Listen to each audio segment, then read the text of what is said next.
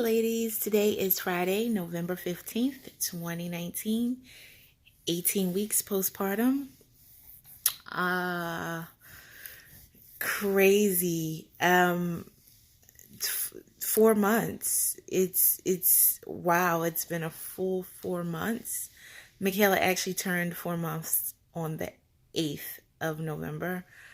Um, and this week we had our 4 month shots. We went on the 12th. It wasn't bad. Michaela actually handles shots pretty well. She handled the 2 month shots pretty well. She handled the fourth pretty well. 4 month shots, I meant, pretty well. And when I say she handles them well, I don't mean she doesn't cry. She cries. I just mean she doesn't really have any side effects or not so far with the 2 rounds of shots that she's had. I haven't had any fevers or anything like that. There may be a little more fussiness, but I think with both the 2 month shots and the 4 month shots, what I notice most is additional napping. Like she ends up being very drowsy and tired. And so that's more so what I noticed. Although we did get the 4 month shots on Wednesday, and yesterday, which was Thursday, she was kind of irritable. I don't know if that was the shots or if it was just the fact that she's irritable. So she had, well, what did they do at the 4 month? Polio, the DTaP, which I think is the second round of the whooping cough one, or whatever else is in there, because I think there's other things in there. So she had the whole host of vaccinations. I believe in vaccination, so I plan to have her fully vaccinated. That was, I mean, oh, and she had the one that they drank. So she had 2 shots, one at each thigh, and the one that they actually drank. Oh, rotavirus, I think it is. But she handled them well. She cried for a bit afterwards. She, we go straight home. The first time I tried, I was very concerned with the 2 month shots because I didn't know what to expect. And so I wore her in my baby wrap because she finds that comforting to be wrapped and be right on my chest. And I put her in that right afterwards. But this time I didn't do that.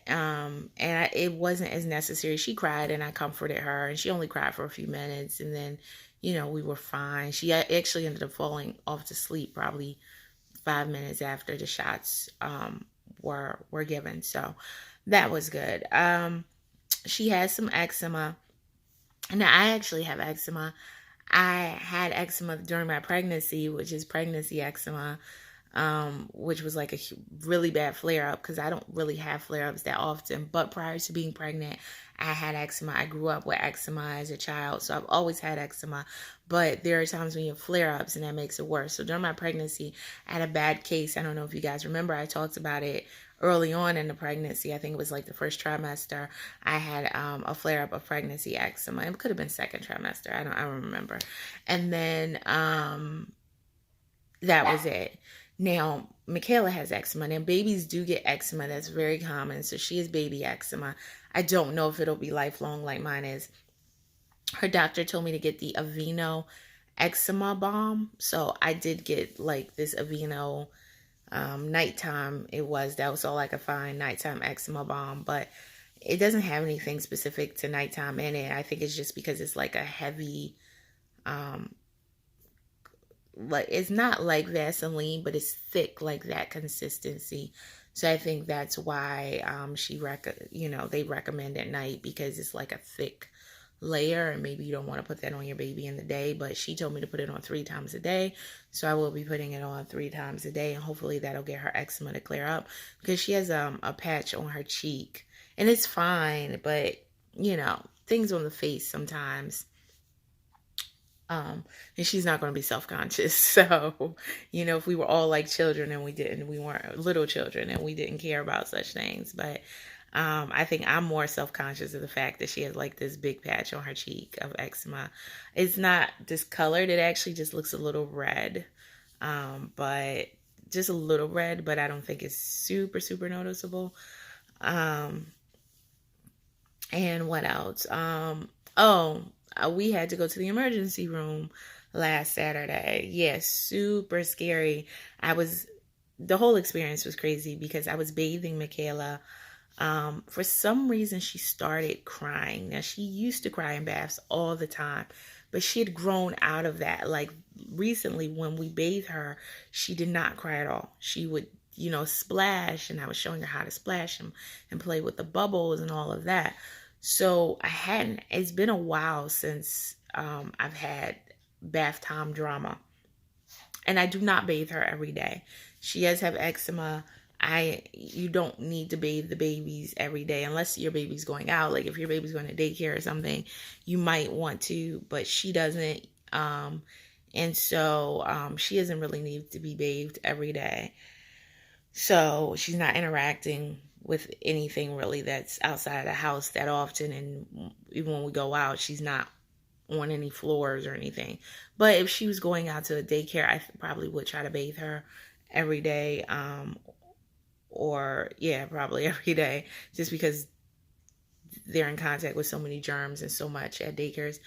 But because of her eczema, I definitely don't want to dry her out too much. So she's not bathed every day. But with that said, she was because that's not the story, right? She was in the bath. She started crying. Now, she had been constipated, or she hadn't pooped in like a week. We've had that happen before. That's actually not constipation because she's breastfed, but that can happen with breastfed babies. But I felt like she was uncomfortable, and I'd been giving her a tablespoon of prune juice in her milk. I was mixing it I had mixed it into 3 separate bottles, just a tablespoon with a little bit of milk, not a full bottle of milk, just maybe 2 ounces of milk and a tablespoon of prune juice. It actually looked like chocolate milk. And I'd give that to her, and then I'd give her the rest of the milk that she was going to get for her feeding. I did that 3 times, and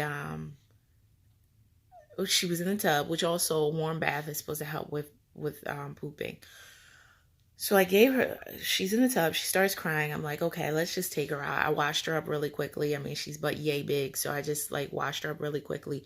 I took her out of the tub, and as we were taking her out of the tub, she sneezed. Now, mucus, snot, whatever you want to call it, came out down like this right here. I cleaned it off because I'm taking her out of the tub. I cleaned it off, and she's like gasping. She can't breathe now. Now, I'm checking her nose. Her nose looked clear. So I didn't know what was going on. She's, there's no mucus. So she's gasping. She's struggling to breathe. She's not crying. She's like, her tongue is sticking like out, protruding a little bit. She's like foaming up at the mouth, bubbling like, drool and foam. I'm like freaking out. I don't know what to do. I'm patting her on the back. I'm trying to, it's not CPR. I'm actually certified CPR. It is not CPR moment because CPR is if they're not breathing. She is still breathing.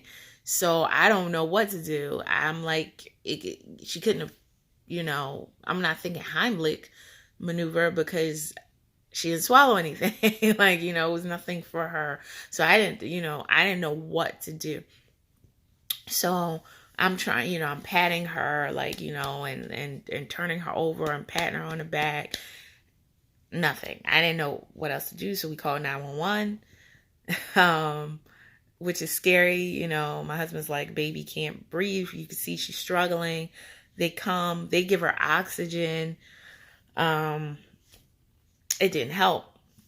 They tried to suction her out. It didn't help. And then finally, in this entire time she's struggling to breathe, finally she sneezes and she's fine. She starts crying, and at that point she was fine. And it's crazy, a sneeze brought this on, and the sneeze like fixed it. And they suctioned her. I didn't even think to suction her. I mean, maybe I'm because I didn't see any mucus. Like, her nose was clear. There was drool and stuff in her mouth.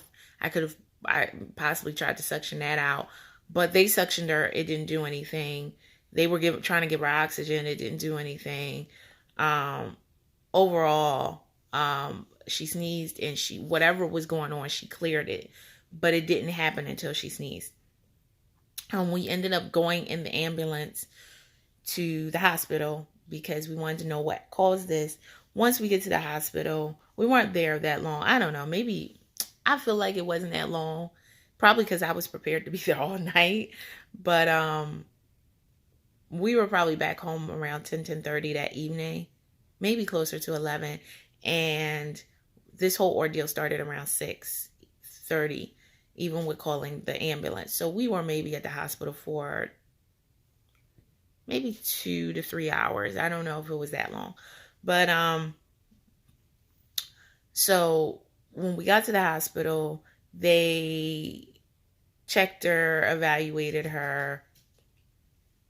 She was laughing and smiling at that point. She felt fine, which was a good sign. She looked like her normal self, her personality, just laughing, because she's a very happy baby. She laughs and smiles all the time. So I'm very grateful for that, because every time she's laughing and smiling, I'm like, just keep that up throughout your life. So, just laugh and smile, because that will, make your life so much easier, I think, because I am not naturally optimistic. I am naturally a pessimist, and I hope she's not. I don't want that for her. So, but she was just laughing, giggling, smiling the entire time. They evaluated her. They listened to her lungs. They didn't do any x-rays. They just basically listened to her lungs, took her temperature, and said she was fine. So, waste of a trip, but peace of mind. Peace of mind. You can't put a price on peace of mind, because I don't know what that ambulance bill is going to look like. I know, we have insurance, but ambulances, Jesus. But, babe, we didn't know what to do. They didn't really have an answer for what happened at the hospital. They were just like, she must have choked on some mucus or something.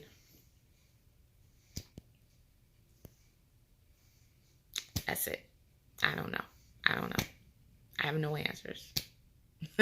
She choked on some mucus, maybe. So it's scary, right? Because I don't even know how to prevent it. Suctioning her, which they didn't do anything. So I don't even know how to prevent it. She literally just sneezed and fixed the situation. It's just one of those things, I guess. Thank God she's fine. She is fine. She probably doesn't even remember it. Well, maybe she does, because I gave her a bath last night and she cried. And I'm thinking, you didn't used to cry now, or is it because you remember what happened last time you were in the bath? I don't know. But, she's a baby, and hopefully she'll forget about it soon and move on. But yeah, so it was scary more than anything. Like, it was super scary. And I felt so helpless, because I didn't know what to do. This time when you need a doctor around, I had no idea what to do. And I did what I could do. I thought about CPR, but I said CPR is not for breathing people. If the person's breathing, you don't do CPR on them. So I didn't know what else to do. But it's just one of those things. And, most importantly, she's healthy. She's fine. So I thank God for that. What's crazy, let me tell you. So call 911. Fire department is literally a block from my house. So we got the cops, the fire department, and the EMTs. I live in a not super diverse town, right outside of New York City. And it's more Caucasian than anything else. So we had and it's very male. The EMT, fire, police is very male dominated fields. And so there's 10 Caucasian or white men in the house. Okay, that's fine. I'm not thinking about that right now. I'm thinking about the well-being of this baby, my baby. I don't care what color. They come in purple, blue, green, orange. But sometimes, and again, when you live in the, the black skin, you sometimes are forced to remember you're in black skin. So the officer, while they're trying to figure out what's going on with Michaela, she hadn't sneezed yet, so she was still struggling. They're giving her oxygen there, but she's suctioning. I don't know what stage they were at, though. When the officers asked me, we're all in the bedroom, by the way, because that's where this all, like, I had taken her. We were in my bedroom to dress her. And, she was struggling to breathe while I was dressing her. I just wanted to get some clothes on her because she had gotten out the tub.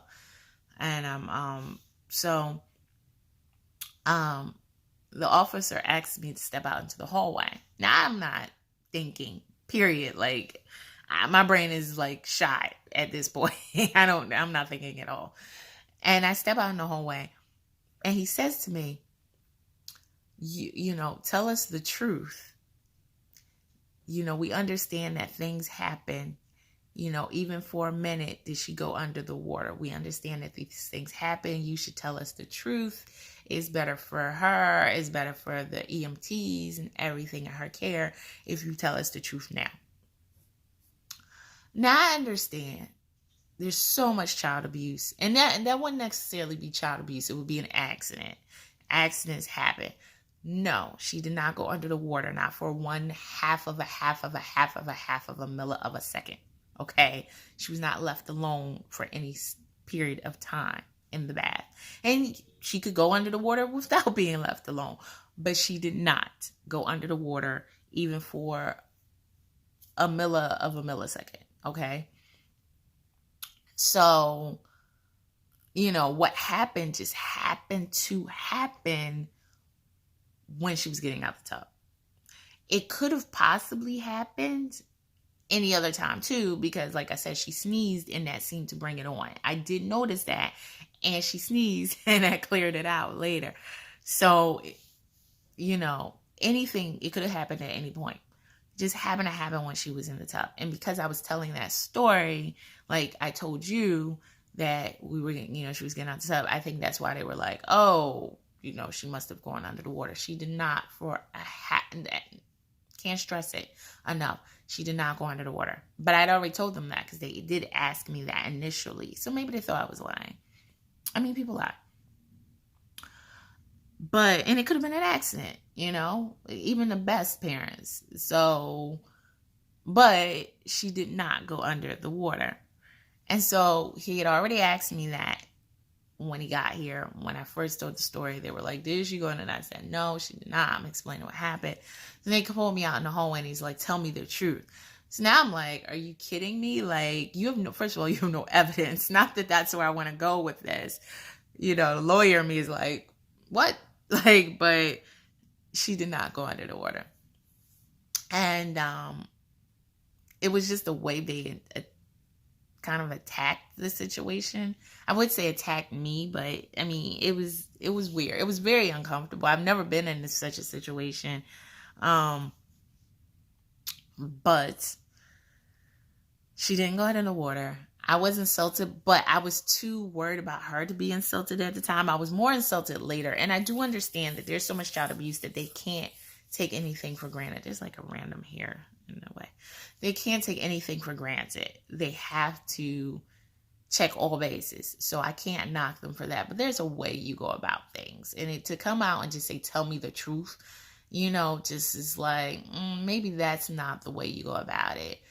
I did tell you the truth. And the reality is she did not go under the water. So that's good. That's good. But she didn't go under the water. I don't know what caused it. It was kind of a fluke. I pray to God it never happens again. But sometimes I think that if I were maybe a little bit of a different color, maybe he wouldn't have came to Elf and me telling me, tell me the truth.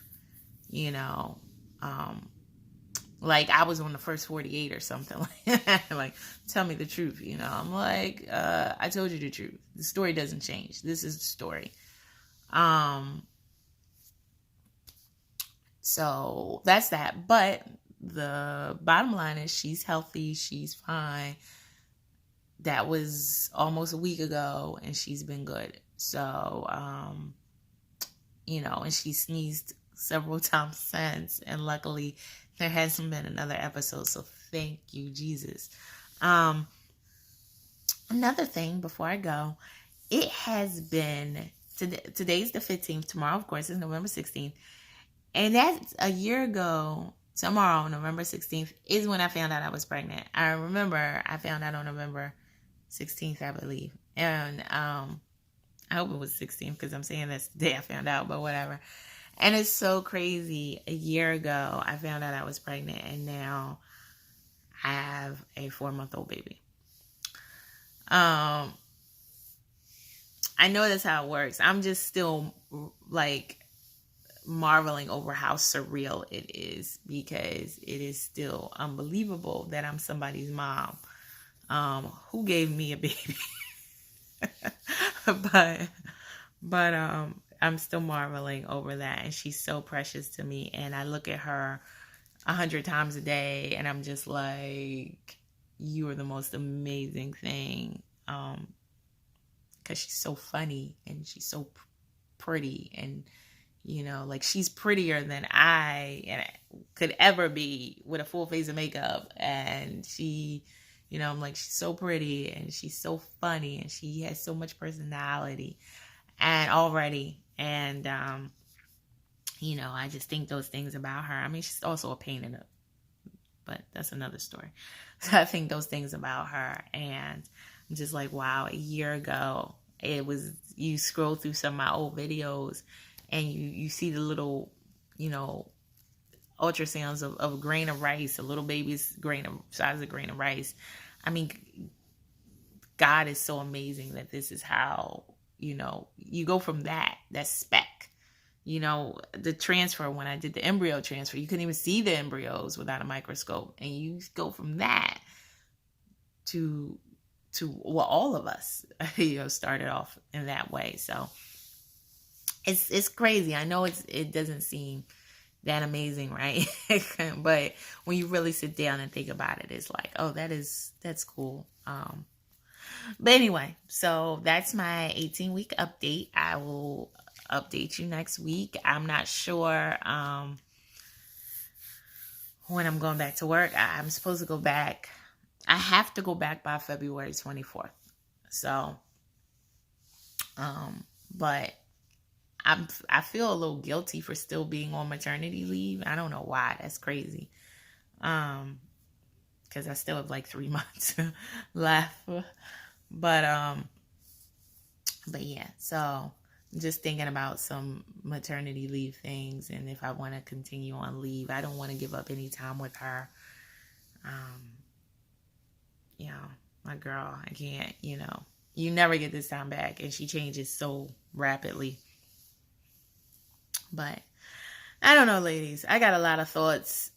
Maybe it's because I don't have a lot of time, but I have a lot of time to think. Let me put it that way. But anyway, I will talk to you more about this later, and I will talk to you next week. And everyone, my love, and I hope that everything is going well with you, yours, and to all my people out there expecting, and to those with their new babies. Keep me posted. And love you guys. I realize you are the only people I really truly have to talk to, that I can really express myself with. And that's crazy, because I can express myself and talk to you guys about anything. So without judgment, even though I know there's judgment out in internet land, but I definitely consider each and every one of you to be like a friend. So appreciate your support, and I will talk to you soon.